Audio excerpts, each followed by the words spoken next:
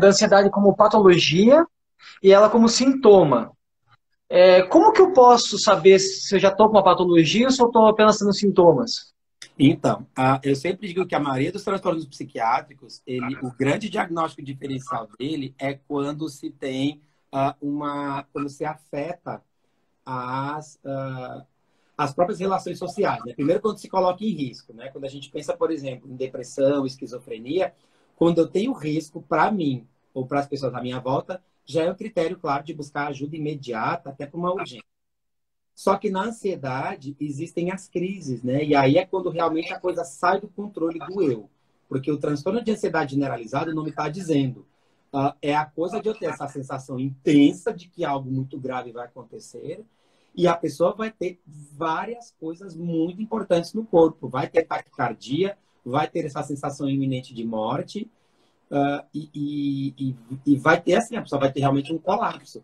Então, quando chega a esse extremo de alguém ter isso, ao ponto que prejudica a sua vida social, prejudica rendimento escolar, prejudica a relação com as pessoas, prejudica o fato de eu ir num local, claro, a gente até está discutindo que isso vem se percebendo mais, porque a gente vem falando tanto em evitar aglomeração, que as aglomerações nos deixam meio incomodados, né? Mas é quando vai além, porque uma coisa sou eu, bom, fui num local cheio, eu que estou, apesar de ser da saúde, eu respeito o distanciamento social, só saio de manhã de casa para atender, até as coisas do Zen eu faço da minha casa, né? As liturgias, os azens, as palestras. Só que, sei lá, a gente precisa ir no mercado, precisa ir num lugar. Quando eu vejo que está aglomerado, ok, isso me angustia, mas não ao ponto de eu, sei lá, gritar ou pedir socorro. A questão de uma pessoa na crise de ansiedade, que aí, né, barra transtorno de síndrome do pânico, realmente é um pânico generalizado, foge ao controle. A pessoa grita, a pessoa, enfim, vai para um extremo que aí é que a gente fala que é o patologizante, e isso precisa, sim, de ajuda profissional, né? Diferente da gente ter essa pequena angústia, as nossas pequenas angústias, né? Tá falando da vacina. Vai ter vacina? Não vai? Então, a gente cria essa expectativa, um tanto quanto apreensiva, e ok. Só que a ansiedade, ela é mais séria, assim. A pessoa até tem dificuldade de se concentrar. Vou te dar um exemplo. Ah, uma pessoa ansiosa, né? Vou pegar o meu trabalho como médico, tá? Que é um trabalho que, de certo modo, ele pode ser ansiogênico.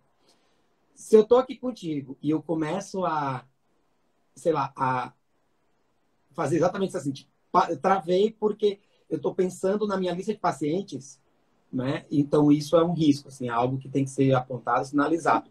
E aí tem algo que é importante a gente pensar que, assim como os nossos smartphones, nossos dispositivos, né, eles são multitarefa. Nós não necessariamente temos que ser multitarefas.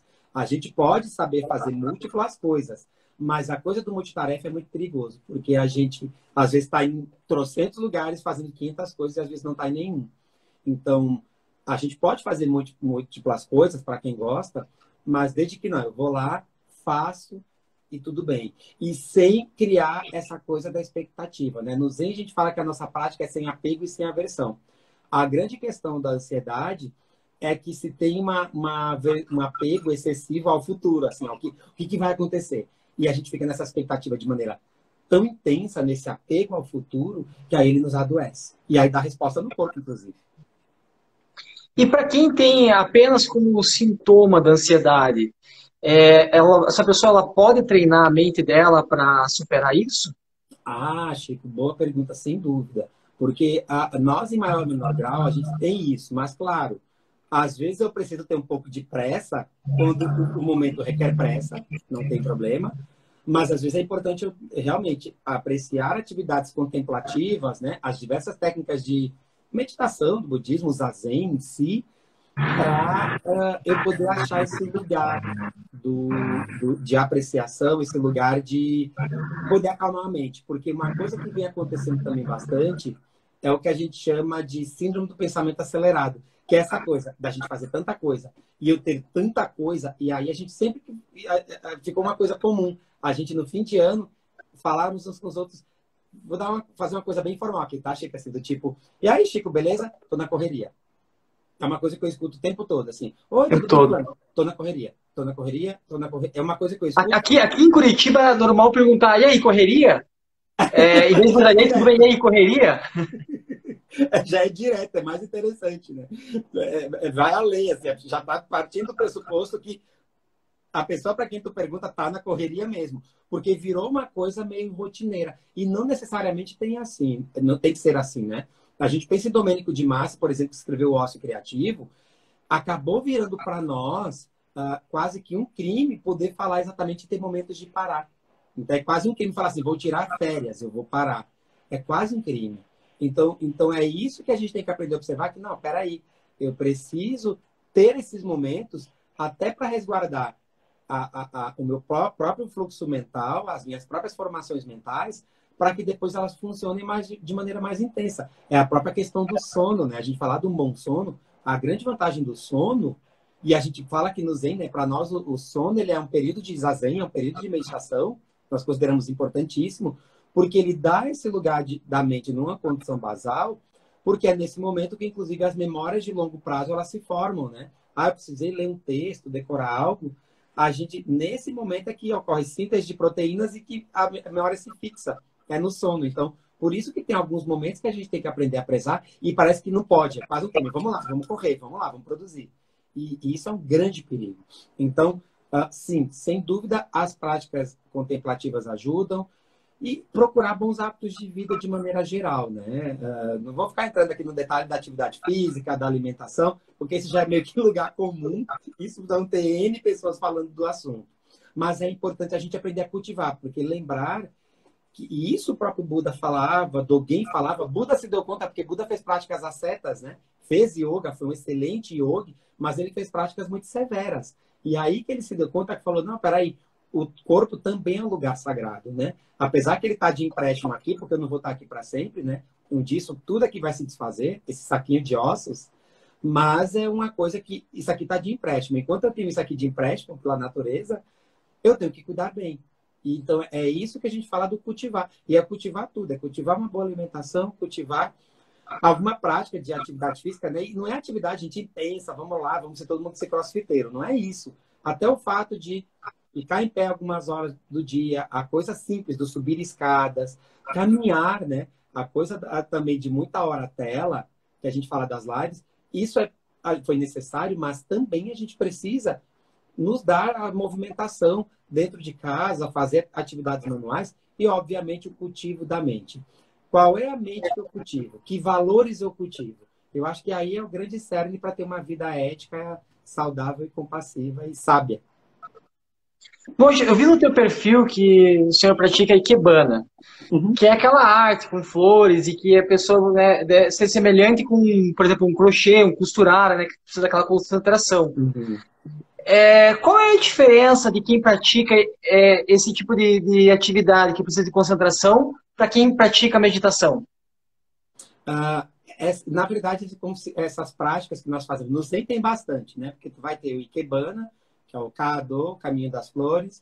A gente vai ter Cerimônia do o chá também, Shodo, né? a cerimônia do chá, né?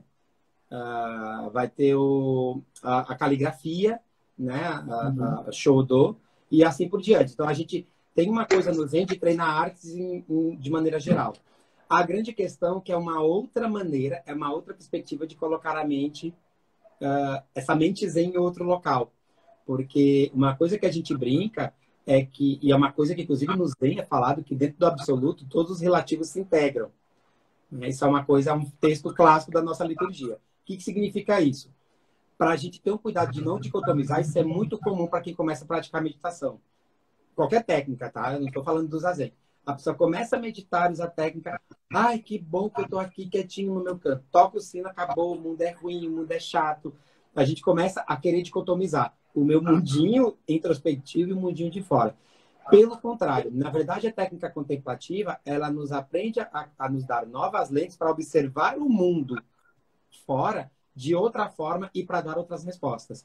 Então, o que a gente faz com as artes é exatamente colocar essa mente zen, essa mente que fica no estado natural, em outra perspectiva. Seja treinando uma caligrafia, seja fazendo cerimônia do chá, seja tocando shakuhachi, né, que é aquela flauta de bambu, seja exatamente fazendo arranjo floral. Porque o arranjo floral, inclusive para nós, ele tem uma questão, ele tem elementos lindos ali, porque a flor, ela é o símbolo da impermanência, né? Ela é linda, primeiro que ela é linda, elas crescem e elas se mostram, exalam perfume, independente do que ou de quem esteja na volta. Isso é uma lição para nós, né? Porque a gente tem uma coisa, né? Ah, eu sou sorriso para ti, não gosto daquele, fecha a cara. E a flor não tem isso, a flor ela não seleciona, ela se abre ao máximo, depois ela murcha e morre. Que é um símbolo de um dos selos da existência, que é a impermanência, ou seja, não estaremos aqui para sempre. Né? E se a gente pensar assim, a gente consegue levar uma vida mais leve. Então, o Ikebana ele dá muitas lições enquanto arte, mas também enquanto eu colocar a mente num outro instante em movimento também. Porque eu falei, né, falasse da cerimônia do chá, que tem elementos riquíssimos de mexer, manusear instrumentos, de manusear o chá, de manusear as próprias comidas, que tem iguarias que são oferecidas com chá. Tem toda a questão de posição, de tempo. O tempo é algo muito relativo nessas artes, né? Não é uma coisa cronometrada. O zazen tem alguém que conta o tempo para nós, claro. Mas nas artes, é uma coisa que a gente vai... É exercício da mente, né? De colocar um passinho atrás do outro, né? Para chegar onde? Não exatamente chegar em lugar nenhum. A gente fala, né, que o próprio caminho em si já é a chegada. E é um pouco isso quando a gente pratica essas diversas artes, colocando a mente nesse outro instante. E isso é para qualquer coisa, gente. Eu falo do Ikebana, que é o arranjo floral japonês que eu pratico, mas tem o próprio tricô, né? Desse o exemplo do tricô, né? Tem o Shashiku, que é um bordado japonês, que é uma coisa que eu faço também, que é algo muito bacana. Que é algo que ele nos coloca nesse instante de ter esse treino, né? De poder fazer isso, mas também, assim como eu fiz nessa arte específica, assim como eu fiz no Zazen, para a vida. É que a vida ela vai nos dar muitos elementos. A grande questão é como é que eu vou colocar a minha atenção nesses elementos. E aí é treino, né? A gente tem que treinar para isso.